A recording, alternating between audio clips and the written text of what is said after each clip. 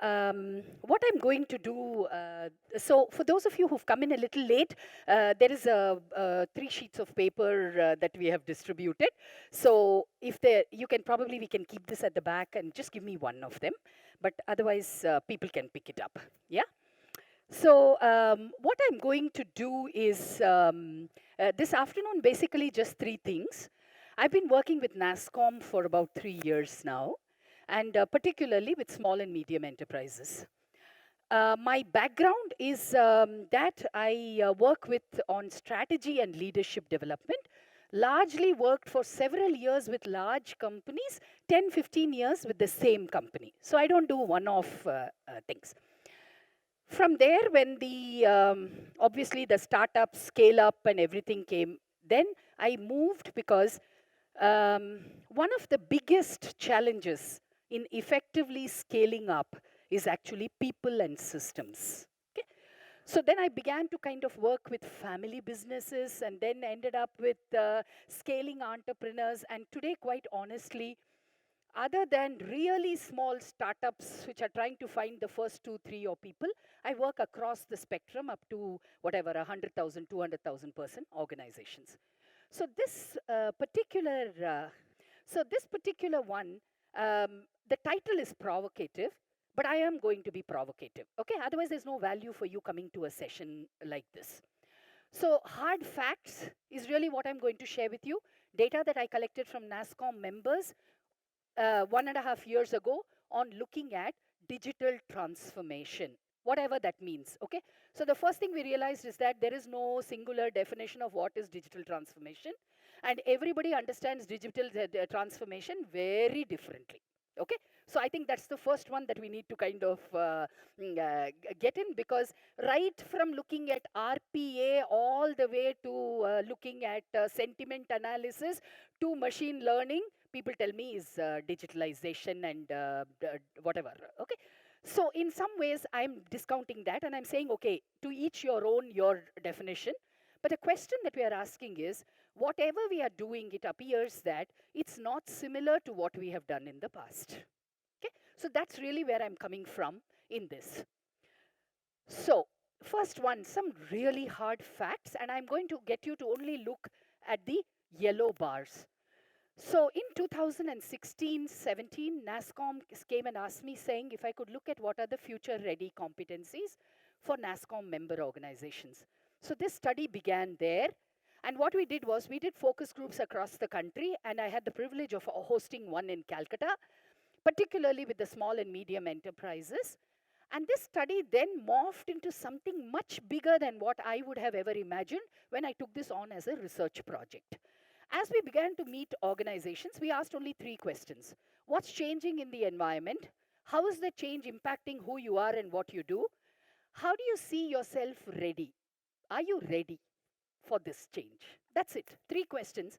Ran 3-hour workshops around this. And what did we find? We had CXOs of large companies, we had CTOs, we had all kinds of people from large organizations, mid-sized, GCCs, domestic companies, all of them. And what did we find? We found something interesting, that there were some problems, some issues which were similar and cut across scale, size, which sector you operated, which geography had, what kind of clients that you came from. Some transcended all of that. There were some which are very specific to the scale and size of the organization. So in the next set of deck of slides, I'm going to show you the hard facts of what it is. And one of the objectives, just please reflect on your own experiences within your own organizations as I walk you through this deck. So then the set of slides really look at, based on the number of people, is where we are looking at the size of the organization. In below 500, we had product companies as well as we had services companies. So in a way, when we are interpreting the results, did I see significant differences between product companies and services companies? Not really on some of these dimensions. Okay, so great. So let's look at this. Simple question. When will your customers' digital transformation, who's driving the digital transformation? First question, who's driving this digital transformation, whatever it is that you're doing? No doubt, Customer is driving the digital transformation. I am not driving the digital transformation. Very clear, 9%, less than 9% said we are doing something about it. No, customer is driving, okay? So that in itself is interesting. Second one that we looked at, when will your customers' digital transformation become critical for your organization? For those of you in this room, just look at the yellow bars. Okay? So people are saying it's happening now, it's going to happen in the next 3 years, and a small number of SMEs are the only ones who said 4 years and more. And that's an interesting story, okay? So the next one that we were asking was, what are the barriers to digital transformation? What are the enablers? What are the barriers? So what has worked? What has not worked? So when we looked at what has worked for you in terms of in what positive ways has digital transformation impacted your business? Clear that processes have become vastly simplified, has made our processes more efficient, and clearly I have had to innovate on my products and services. Okay? I'm sure for many of you that is resonating in terms of just the motives of what you went for in terms of digital transformation. Okay? In what negative ways has digital transformation impacted your business? And I must tell you, this is the concern slide for which this masterclass. You will see something very interesting. Lack of an overall vision for the exercise. Very closely related action items are not clear. And then there is outlay and expertise. Okay? In a way, if I pull all the four together, it's basically calling out to the entrepreneurs and the leadership team of enterprises, small and medium enterprises. Okay? So in the case of SMEs, it's crystal clear that it appears many of us as entrepreneurs in this room are ourselves not ready to be able to anticipate what digital transformation is likely to do to our organizations. Okay? Why? Because the tone at the top and the relationship between execution in SMEs is very, very clear. The link in large corporations is often a little blurred because they have tons and tons of managers who are executing, and there will be systems and processes. So many times people can't work because the systems actually force them not to work. I must show you, there is one fantastic one. Where is that? Our IT systems are not able to support. Look at that 50,000 and above company. Our business units are in silos. How can you do digital transformation if your business units are not talking to each other? Okay? So it's kind of interesting that this tone at the top makes a difference even in large companies, but really for small and medium enterprises, it's the tone at the top. And this really is what got me concerned, because are we just following the buzz of what the world is talking? In every meet, whether it's NASSCOM or CII, it doesn't matter now anymore. AI, bot, IoT, this is the words that are being used. What do they really mean for each one of our companies? Do I really need machine learning? Maybe no. Yeah? So I think one of the biggest challenges is really this slide for me in terms of just looking at what it raises as question. So now you can very clearly see hard facts are basically saying, let's reflect. Let's really reflect and say, what is it that we have to do in SMEs? What are these half-truths? And this is the one that worries me most. And for those of you who were there at Ashish, the BSc presentation, a lot of entrepreneurs. Next slide, Jai. This is one I have heard common. Professor, if I just need to get more customers. If I get more customers, then I am okay. Yeah, if you get more customers, you're not okay in a digitally transformation world, because you don't know your capabilities well enough, and your customer is going to ask for capabilities that you may not possess. Story after story, and I'd love to hear some stories from here, is that we didn't know, we went in, we sunk more, but we learned. Sure, we all learn, but the question is what does it signal to the rest of the organization about customer acquisition? Is it any customer that I should get? Okay, so you can see that this is the one that's becoming a little bit of a half-truth. Any customer was okay in your previous world.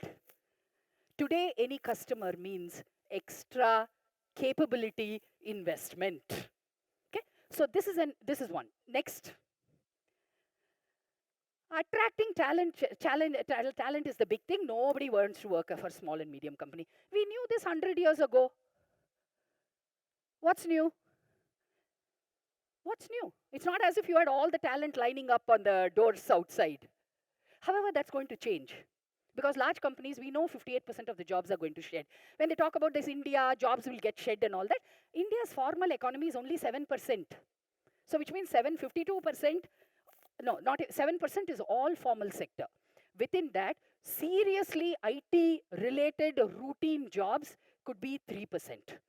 So 52% of 3% will disappear, yes. But the interesting one is that 52% will actually come to you. So I think one has to kind of look at SMEs. You don't get bought into that data. Actually, the labor market is shifting in favor of the SMEs. Okay, the tides are already visible, but it will get into full force in another 3 to 5 years because jobs are not going to be added in the formal sector. Okay, so is attracting talent the challenge? No, that's not the digital transformation challenge. It's a challenge. Finished. Next. Unlike large businesses, we do not have the financial muscle to invest upfront. Of course, but you never had anyway. Even when you started, you bootstrapped. So you see this, you bought into this myth. And because you are in a NASSCOM event, you are 150 people now all sharing the myth. At least you were one person and you were better off. Okay? But the moment you have 100 also, kya ho gaya ya, bahut kharab hai desh. And then 99 people, bahut kharab hai desh. Now that's exactly what's happening in many of these. What do we do? Talent not available, people not available, finance not available. Rubbish. Go to large organizations and I'll tell you I have enough money and don't have the people to turn it around. What an irony. What an irony. Today, we know that material capital is not an issue. Okay? So I'm just kind of challenging these half-truths that all of you as entrepreneurs just buy into. Okay? Now, this is the piece that I really want to kind of hit a little hard on. Okay? I'll pick up any questions and I'll give you enough time so that we have conversation. Next slide. It's not about the business, it's about the entrepreneur. It's not about the business. The more I work with entrepreneurs, the more I see that it's you who are a stumbling block to your business. You don't need an outsider. You don't need a competition. Okay? I know it's difficult, but that's why I brought something softer. This questionnaire in the privacy of your offices, please fill it up. Do it honestly, ruthlessly honestly. It just tells you what shape is your business. Okay? The why is this important? Because entrepreneurs are a reflection of the enterprise. The enterprise is a reflection of the entrepreneur. Don't forget that. Don't forget that, because your enterprise is a reflection of you and you are a reflection of your enterprise. I'm going to add some caveats to this because in this room I see several of you who are scaling very quickly. For you, you need your next team. You need your second team. You need a leadership team. It can't be me. Okay? So when I talk you, obviously for those of you who are scaling, it's your leadership team. Okay? I want to put 3 damn lies that you work with. Next. Okay? As you are scaling, it's not about you. In fact, many times you are the nuisance. You'll go and hire this wonderful person from Microsoft or IBM because you want them to come and put processes. Who breaks the processes first? You. How many of you actually do swipe on your office machine that you install for your people? No, you want discretion. Rubbish. You have only discretion in the first 3 years. Keep mama and papa shop if you want discretion. Don't grow. Don't grow. Okay? So you see now how you become a stumbling block for your organization because everybody signs in and signs out, but you are the owner. Hey, ye purana zamana thoda hai ki that I am the owner and I can come anytime and I will go anytime and do anything. So how can you ask other people to be accountable if you think you can do on your terms? Then run mama papa shop. Kirana dukan hai na? Keep it. Don't grow. You have to have courage. So that's the first damn lie. You are not an owner. If you are an owner, kirana shop is your job. The moment you say, I'm going to hire professionals, I want the next generation, my company to be handed over to, then you can't run it like family. You need systems, processes. You should be stepping up there, putting the systems and actually adhering to the systems first. Starting from small things. Oh, it's hilarious. I mean, for this NASSCOM study, I'll tell you, I did hundreds of interviews with entrepreneurs and employees of senior management teams. What is the complaint? The last person to fill the leave form, the last person to fill the travel claim form is the entrepreneur. For everyone else, next reimbursement won't happen, but for you, reimbursement will keep coming in perpetuity because you're above everybody, right? Then don't ask for culture. Then say, why are employees not committed to me? How will they be committed to you? Okay, so now you see why I said, no, these damn lies are what are holding you, yeah? Hypocrites. Oh, we are doing great service. Of course. Then stay 7 people. Grow your organization, live in luxury. Don't aspire. If you aspire to grow, it comes at a cost. And that cost has to be borne by you first before you go out and preach. 90% of the entrepreneurs are very good at preaching to others. हाँ हमने ऐसा किया था अच्छा आज करके दिखाओ ना no gumption no that is why I am hiring professionals. Why should you hire a professional? Look, difficult questions. That's why I'm saying no, nobody will ask you these questions. Yeah, why? Because you're above law. Yeah, next. Of course you don't invest enough time on yourself. Goes without saying. Everybody else has to go for training. How many of you gave yourself training that was not GST, that was not fundraising, that is not labor law, that is not BOT, whatever is that, IoT? How many of you did that? See? That's it. Some 6, 7. How many of you have invested in any training that's going to help you 3 years from now because you can see your company in that direction? Very good. So now you see, it's almost as if after you started growing the business, you stopped learning. And your business will rise to your level of incompetence. Yeah? So, and this is something that has been haunting me. I mean, really haunting me because you've done transformation, you're still making a breakthrough. And remember, I have really a deep soft corner for SMEs in NASSCOM, and I will do anything for these guys, okay?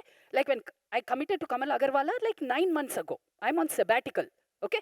I took special permission from the institute to come. The reason is, whether you like it or not, whether you want it or not, each one of you sitting in this room, you are a role model to India. Don't ever forget that, because you're always looking at this little community and saying, I'm not as good as them. For a minute, don't forget that you are role models to thousands of people out there. If we want entrepreneurship to grow in India, we don't have a choice but for you to be the best in class. Because entrepreneurship, still young people do not have the luxury of being able to choose to become an entrepreneur even today. Despite all the incentives that we give on campuses, outside, when I speak to teachers, such great ideas come, but parents just still prevent people in the first 5 years of their career to go into entrepreneurship. It's still the same story. It's not changing, but changing very little. So each one of you sitting in this room, without being only thinking about what am I vis-a-vis someone else, you may want to step back a little bit to ask this question that, I am a role model for people around you. You are a role model for people around you. So in a way, I'm placing an extra obligation on SMEs because you really will shape the future of entrepreneurship for India. Okay. Third one, next. I'm now going to challenge at the next level. For those of you who are already scaling up, okay? I've asked this question, some of you may have heard me on this several times. The third question I'm going to ask you is, how should I evaluate you and how should I evaluate your enterprise? I repeat, how should I evaluate you and how should I evaluate your company? At one level, I'm saying you are the company, but the company exists independent of you. When customers interact, they are not interacting with you, they are interacting with the company. So, how much should entrepreneurs take credit for the success of their company? What should be the criteria on which I should evaluate the entrepreneur independent of the enterprise?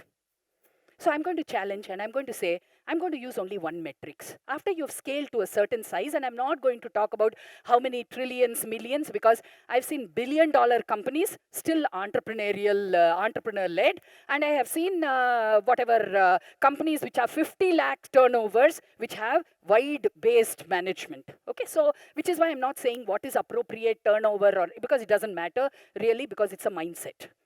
So one of the questions I'm asking is, if I were to evaluate you on innovation, how would you score today?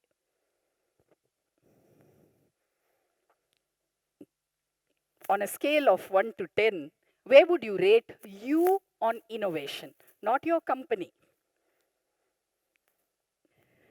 Interesting. How would you rate yourself on innovation? Somehow, it appears that the innovator who innovated and created the company has lost in being an innovator after that. It's almost like we are managers rather than entrepreneurs. A large part of my day is spent in doing managerial activities, efficiency related, output related, transaction related, rather than entrepreneurial in nature, which is really creating value for customers. What happened? What happened? And this is something I'd really like you to reflect, which is why when you're doing this, please remember there are some places where I've asked very specific questions. Who's responsible for achieving company sales target? You won't believe in the NASSCOM interviews that I did. I was appalled. I was appalled because entrepreneurs see themselves as sales guys. There's something fundamentally wrong. Fundamentally wrong. Because if you're busy selling, who's running the business?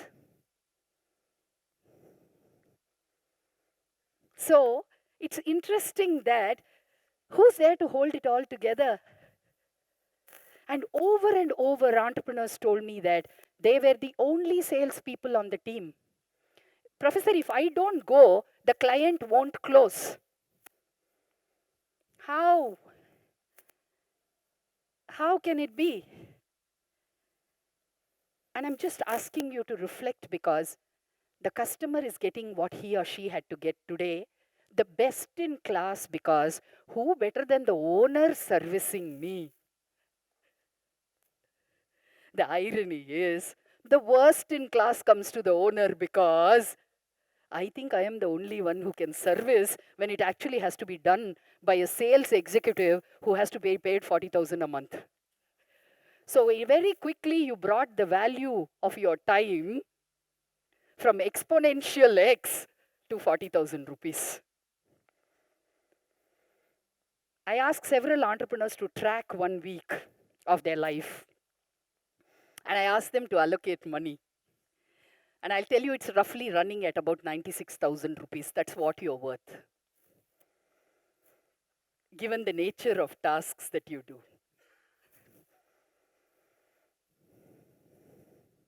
Yeah? Next slide.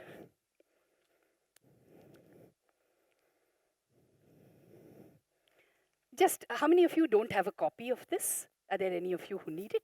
Do we have some extra copies on any of the table? Yeah, thank you so much. If you can just kind of pass it around.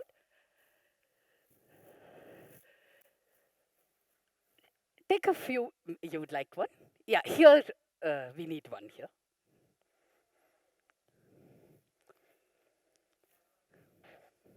Take a few minutes, look at the, do you have some extra there? You want one there, okay?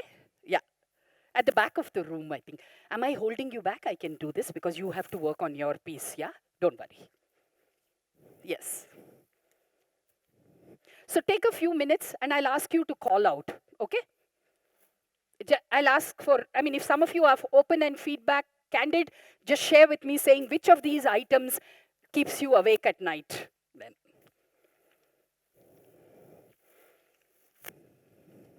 Ooh, okay, I think we are, wait, let me just see. Do we have one extra? I think my copy I can give because I'm not, can I take, is this your extra copy? Oh, sorry. One extra copy, yeah. Is that the last? You have an extra, oh, okay, we have some extra copies, thanks. Yeah, great, thank you. Yeah, thank you. No, no hints. You guys spoiled the NASSCOM guys. Yeah, so no hints. They can understand very well. I want them to reflect on the, yeah, just use this to reflect. Any other hands that go up? Here, one, yeah, yes. Yeah, please go. What would be the burning question out there? Thank you for enlightening us with all the tough questions. I'm Avinash Sethi. I'm a co-founder at InfoBeans, which is an IT services company from Indore and Pune. We are about 850 people. The biggest worry that bothers us, all of us, is new services, because we feel that in the age of so-called digital transformation, we will be outdated very soon. So how do we get up to the new services and meet the customers' changing needs? Because nobody is asking for regular run-of-the-mill services that we are doing already. So that's one. The second problem is how do we bring these people along from the legacy services to the new ones? So I think these are the two big challenges. Wonderful. I'll come back and pick up some of them and share. Yes. I'm Sudhir. I work for Silvertouch. I have actually joined Silvertouch recently after working with IBM, Oracle, and Thomson Reuters of the world. What I want to share in this group, in last 3 months, whatever the observations I'm bringing to the table to the promoters, trust me, not even a single one, they have said no. I have spoken to them, like, I have said, okay, you guys are, running around. Where is that tier 2 organization, the LT-1? So I'm using a term LT-1. Is the leadership team running the organization? Or, so organization has to, so they have said, yes, Sudhir, please help us. Put that LT1 in place and put the accountability. Absolutely. So I'm saying, I'm experiencing one SME, which is really having hired a person like me and willing to hire more people like me. Very open mind to listen and accept some of those suggestions and implement them. Yeah, good. Yeah, thanks for bringing that up because a large part of the work that I've done traditionally has been with family-owned businesses. I believe in India, if there is a group of businesses that are running today and not wanting to stop, it's the family business. Okay? Everybody tells me saying that, oh, family businesses are old. Nothing. Rubbish. Those are images that we have, and somehow large corporations are professional, family businesses are unprofessional. Nonsense. Some of the finest work that we do actually happens with family businesses. They don't use English, but they do. Why am I mentioning this? Because they have a motive which is very similar to yours, that the business has to outlive them. Plain and simple. My business has to outlive me. It has to outlive my children 3 generations over. So which means I will do what is right. Yeah? So it's a very interesting one that I see a lot of similarities between founders, entrepreneurs, as I see with family businesses. Okay? You'd raise your hand. Someone raises their hand at the back? Yeah, I'll come. Yeah, myself, Prasad Sawant. I'm from Buoyancy Consultants. We are into Yeah. engineering design services, almost 70 employees. Uh-huh. The challenge that I'm facing is scaling up, and one of the questions that you have written, who is responsible for achieving sales? Yeah, So I think it's me all the time, and so that is a problem. I think correct. you have rightly put up the question so here, and it is really a genuine question which I'm trying to Sure. look out, Sure. to answer and to Sure. figure it out. Sure. I also put few things in motion, but I hope these sessions are going to help me further. Sure, sure. Let me just come and pick up on that, okay? Good.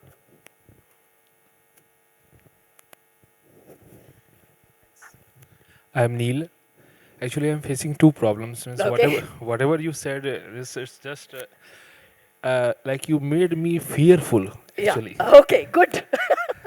and first point, like we always think as a family business, cost to sell ratio, Correct.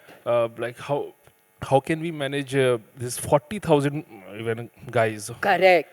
And second is, our parents always think, no, if you pass this sales thing to your employees, you will suffer a big setback which you are not going to recover. Correct. So it's like right now, I recently, just morning, I told my grandpa that I am running away from my business because I can't handle it. Yeah. Because I'm not able to grow, I'm doing daily Correct. the same thing. Correct. So it's like I'm just so Don't much worry. resonating with you. I know, I know. Thank you. I can only I will pick this question up if there are any other family business people in the room. I'm just going to take a minute to respond because they are under immense pressure. Yeah, I see them on my programs all the time. I think the most difficult one is being second or third generation in a family business today, because there is a lot of love and affection from the family, but there is also a lot of constraint and difficulty. Just one example that I'm going to leave with you. On one of my programs, I had the 9th generation from a jeweler family as a participant. We spoke at large, very similar to what you told your grandfather is what he told his great-grandfather, okay, who was 111 years at the time that he came for the program. So very interesting that what he finally went on to do, because you can't walk out of your family business, obviously. So what he went on to do is actually created his own online portal for selling solitaire diamonds, which was the hallmark of their family business. That they sold the best solitaire diamonds in the country, okay? So I want to just leave with you to just think about that sometimes to prove yourself, you may have to step a little to the side and come back. Okay? By going straight, you're not going to be able to kind of do justice to your ideas. Step a little to the side, because that's how far you can go, and then kind of establish your own identity before you kind of come back. Okay? Yeah? Yes. Any other hands that go up? Yeah. Somebody raised a hand here. Hi, I am Manish and I am a chartered accountant. I run a KPO in accounting domain. Okay. The challenge which I find is to have a management level capability, Yeah. as well as finding right people Correct. who can help me leading like he recommended over here. Correct. Correct. That's a very big challenge we face. How large are you? I have a team of 50 people at the moment. Oh, that's quite a big by Yeah. by your industry standards. Yeah, but we face a lot of challenge scaling up. Yeah. And when I leave my office, Yeah. I see like since yesterday evening when I landed over here, Yeah. I've already spent 3 hours. Very managing good. my team. Very good. Okay. So relatively simpler question. That's why I parked those two questions. I'll go back to them. For anybody else who's going through the same thing, and we do this as a part of the entrepreneurship training when entrepreneurs come, what are you actually ending up doing? See, this is very simple, which is where does your time go? Where does your time go? Okay? And quite simple, again, I'll give you another example like I gave him of another person who's in a multi-business, serial entrepreneur. What you do is just observe where your time goes for 1 week. See, I keep saying 1 week, yeah, because your entrepreneur's life is so unpredictable, right? So the 1 week captures all the diversity that you need, okay? From a customer who's bambooing you to not having filed the PF returns, everything will happen, okay, in 1 week. So if you really look at a week, you'll be able to see three things. I have often found entrepreneurs struggling with three things.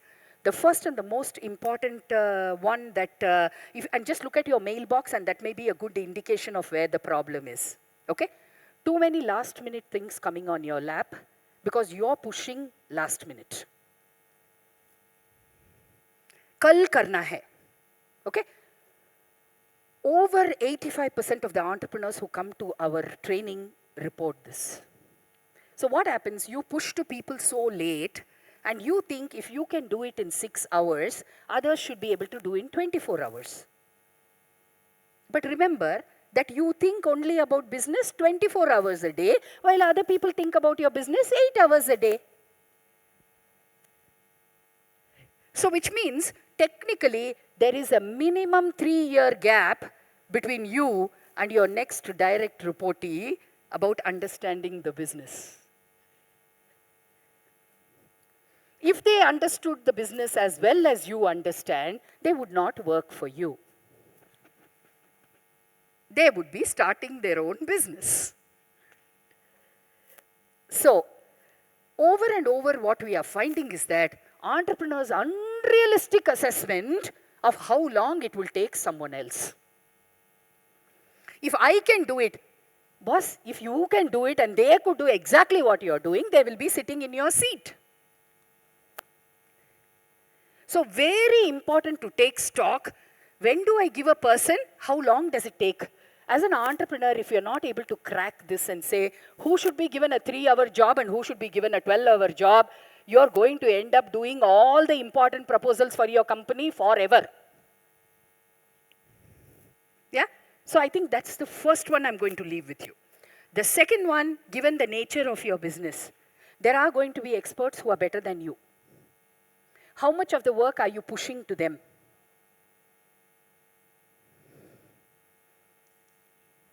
%90 of the work? Then that means you're not pushing them enough because they should be doing 120%. Yeah? So particularly all of you who are experts, no? We saw this so clearly. I'll show you a distinction. Professional entrepreneurs and non-professional entrepreneurs. It's better to be a non-professional entrepreneur where you don't have all this bias. If you're not a CA, right, anyway you don't know finance. And like him, everything is acquired, right? I learned how to sell. I was not a born salesman, okay? So professional entrepreneurs, we noticed, have a greater difficulty in delegating what they are good at. I repeat, professional entrepreneurs, the vulnerability of a professional entrepreneur is their professional knowledge.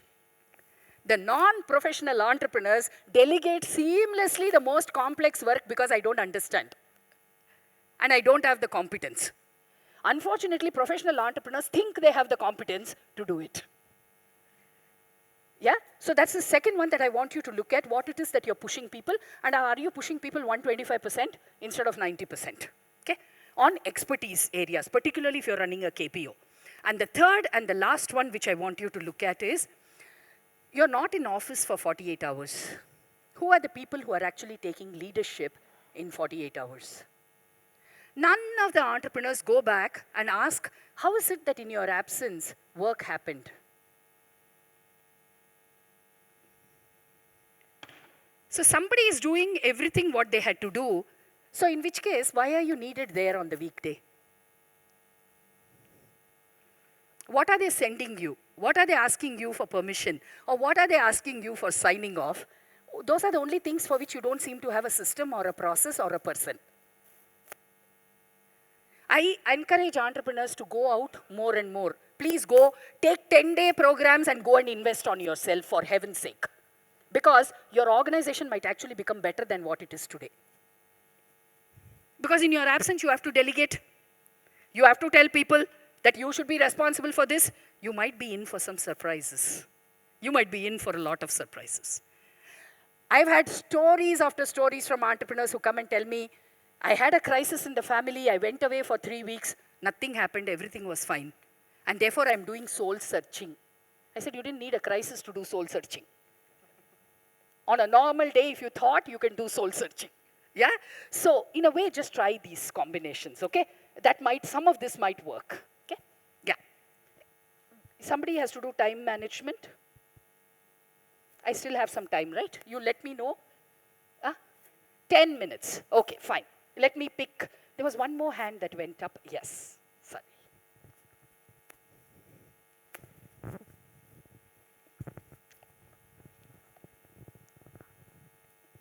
First of all, thank you, ma'am, for such a good session. This is Ankit Kanodia. I am founder and CFO of our company, Synchronic Solutions, based out of Ahmedabad.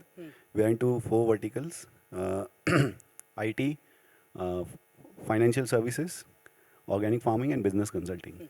So I was a little confused, as in wherein at one time you are saying that entrepreneurs should not be focusing only on sales. Correct. And then right now you just told that you should be delegating, as in the employee who's working under you. Yes. He doesn't know much about your company as much you know. Yes. So when you are just starting up, Yes. there are people or experts, management experts or corporate experts who say that your first 100 sales should be done by you and Yeah. not your sales executive. Yeah. So I'm little confused. What is the way out? Good state to be confused. Okay. So the assumption is that the first set of sales happens through your network. Okay. The first set of sales often is either a former boss who saw you when you were working, or it's somebody else who knew you from some another business. Most of us don't get first business from cold call. Oh, I just shot off one mail and somebody's gave me an order. I mean, I'm yet to hear those kind of grand stories. I'd love to do that, yeah? But so it comes out of networks. And therefore, the belief that your network should generate the first set of leads. The second one is, when it generates from a network, they tend to be, my experience now more and more is that when it comes from your network, they tend to be more patient with you. They are not so ruthless.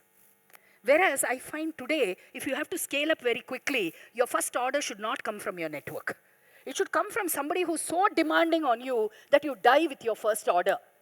So historically, we have believed that first order will help you so that for you to learn, make mistakes, grow. So what happens the second time we think our customer is going to be like that? The next customer proves to be so tough that you're again involved. And he says, I don't want to speak to anybody other than the CEO. So by the time you come to the third or the fourth customer, you have just become so good at what you're doing that even if you want to delegate, you can't delegate. Yeah? I know of entrepreneurs who struggle, and I can tell you this. I am the face of the organization. I told one entrepreneur, I said, look, your business will grow if you stop taking calls from your customer. Okay? We ran into a big argument. I told him, whenever you're ready to do that, you come and meet me. Why? Because customers think they have the right over you. No, nobody has a right over you other than you, because your organization is the only thing that has a right over you. So what happens? You service customer, you service government official, you service employees. Who the hell services the organization? You have a moral obligation only to the organization because you created it. If you did not do that, go and work for somebody else and you do whatever you want, I'm okay with it.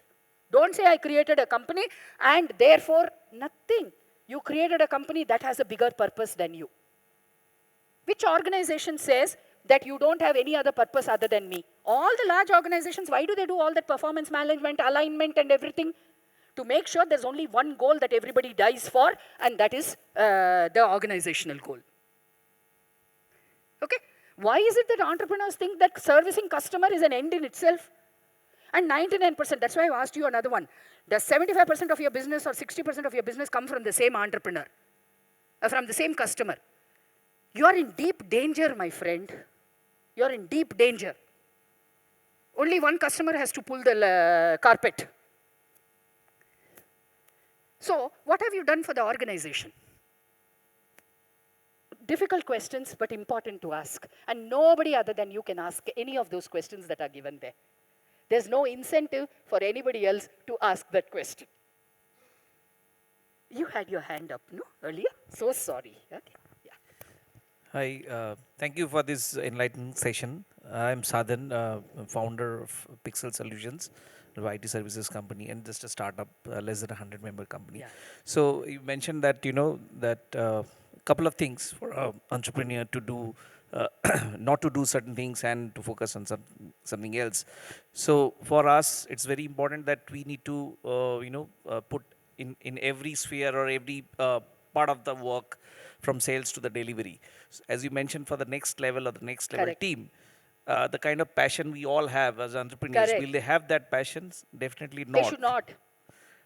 Should not. I agree. Yeah. But then there's a risk that Yes. with the passion that you are actually Correct. making a sales or a delivery, Correct. who will do if you are not doing that? Very good. Wonderful. Wonderful. Okay. Wonderful question. When we talk about motivation of people, very good question, because it was just leading into the questions that I was going to respond for our friend there on sales. At some point in time, as organizations scale, the ratio of personal investment of the entrepreneur to system-driven motivation, at some stage it has to flip. It has to flip. Okay? When you're very young, very small, and I find that maybe up to 18, 20 people when you are, you can afford to do personal contact. Because you can sit in 1 week with everybody and go through one round of meetings. The moment you have crossed 30, whether you like it or not, you don't like it, you have to put an attendance system and a leave system in place. By the time you are 50, you have to put time of coming and time of going, because there are customers who are expecting your office to open at 9. By the time you are 80 or 90, you're going to have a whole administration running a part of the transactions of your organization, and there's no getting away from it.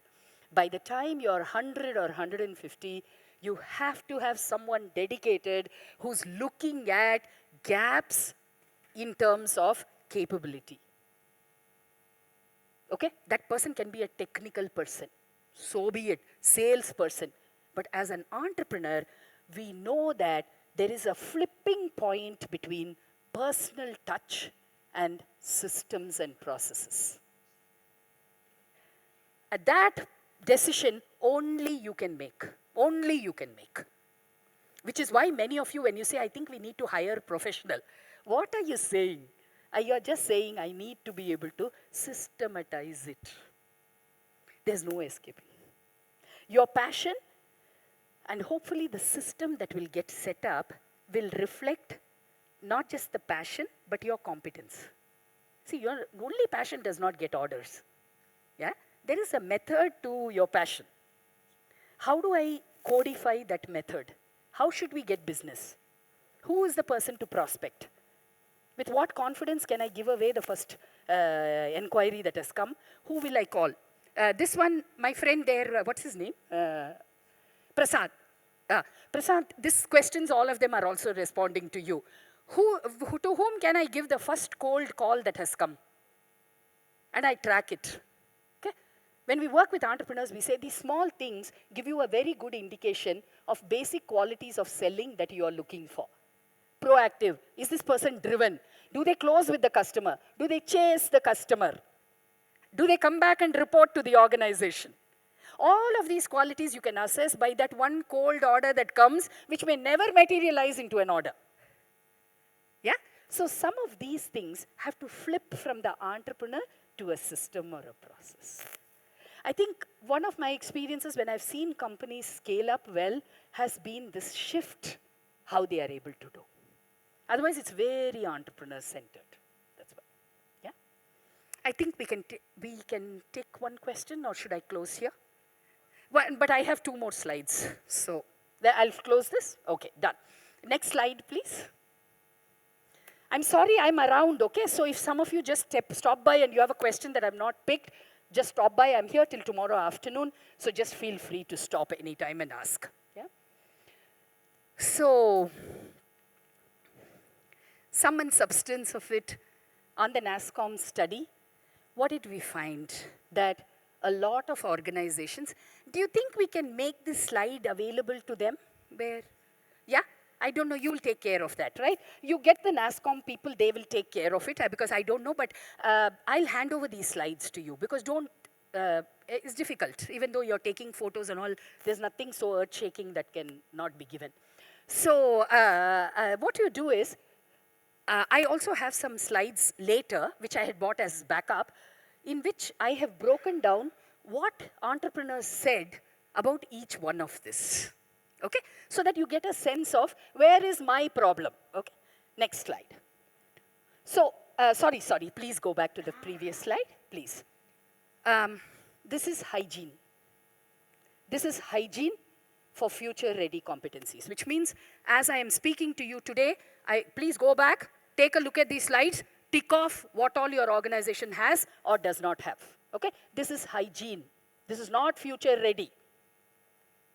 I don't want you to go back thinking this is future ready. No, this is not future ready.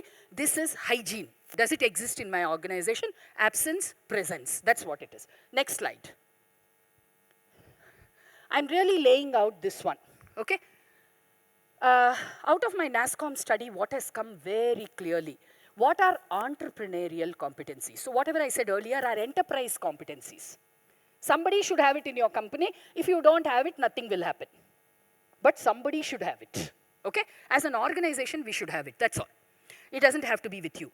But these 4 competencies have to be with you, okay? First one, sensing. You come for all these meetings. Simple question, what's your sensing? What's your sensing? Ability to pick up cues from the environment. Ability to see how it impacts my organization, my business, and my thinking. Who should I be speaking to more? What should I be reading more? Okay? All of that is sensing. And for some of you who are here from large organizations, sensing came as a capability across the board. That Indian leaders, and in particular, I must also share with you that NASSCOM member organizations come out much lower on sensing, not NASSCOM member, IT services organizations come down much poorer on service sensing compared to the rest of the industry. I've run this for infrastructure, construction, power, banking, insurance. I've run the same thing across sectors. In general, our ability to sense is low. And the reason is very simple. We've always been focused on global clients, and we are not located globally, many of us, so which means it's very difficult to kind of pick up a sense from there. Second one, agility. Okay? Simple, agility is quick fail. Experimentation. I want you to just reflect how many times have we failed in the last year on a new idea that we took up? That's your performance measure. That's your performance measure. Oh, I have never failed. Then you're in deep trouble. You're going to fail in the market instead of inside the organization. Next one. This worries me. This really worries me, okay? Which is that exactly what got you success so far, your heuristics, is going to be the cause of failure in the future. We all have patterns of how we assess the environment, how we go out and get the orders, how we actually have to structure the process. It worked for us in the past. But just because it worked for me in the past, to believe that it will work in the future, we are now beginning to see that a lot of problem is there. Oh, you know, I grew the business from 8 million to 16 million. Very good. There's no guarantee that you'll grow it to 22 million. Using the same ways. So every time you're saying, oh, I grew and all, shut up. That's my only advice. When you're telling people, oh, when I was your age, rubbish, age does not matter. Okay? So I'm just telling you, watch out, because when you're using this, it means heuristics are turning into biases because you're preventing someone from experimenting. And last but not the least, who are your stakeholders? If customers are the stakeholder for your organization, who are the stakeholders for you? Enterprise is independent of you. So who are you servicing? I want you to think on that. If the enterprise runs, it's servicing customers, it's servicing employees, it's servicing vendors, it's servicing everybody. So why are you there? Who are you servicing? What are you servicing? Okay? Sometimes it's very good for entrepreneurs to step back to just ask this question. Okay? So I'm going to close. There's just, I think, one more slide, or maybe this is the last slide. Just one more, please. Next slide. So I just wanted you to mull over, I think, 2 key takeaways from this session that I wanted to leave is, when everybody says something, it doesn't automatically become the truth. Please think. Please apply your mind. Second one, each business for me so far that I have seen is unique. Unique. It's a combination of the sector, the industry, the size, the entrepreneur, the team. It's a very unique. I've never seen 2 similar organizations in my life. So, when you listen to best practices, customize them for yourself. They are best for that organization. I, of course, have fundamentally a problem with best practices. You just listen to them and then go and do something else with them. And the reason is, so if I have to come here and talk about best practices, it has taken me 2 years, yeah. By now I'm thinking next practice. What will you do with my best practice? So when you're taking these best practices, go and implement them for next practices, not best practices. Okay? On that note, all the very best, and thank you so much for giving me this time. Thanks.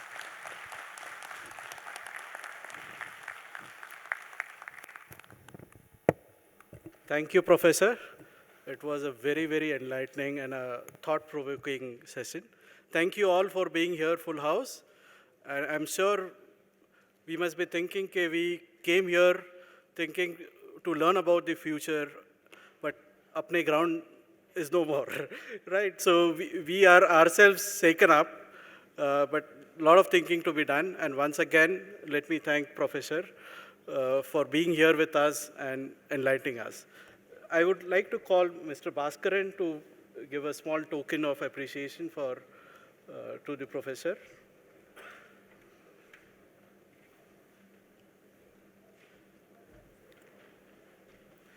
Thank you so much, madam, for being here.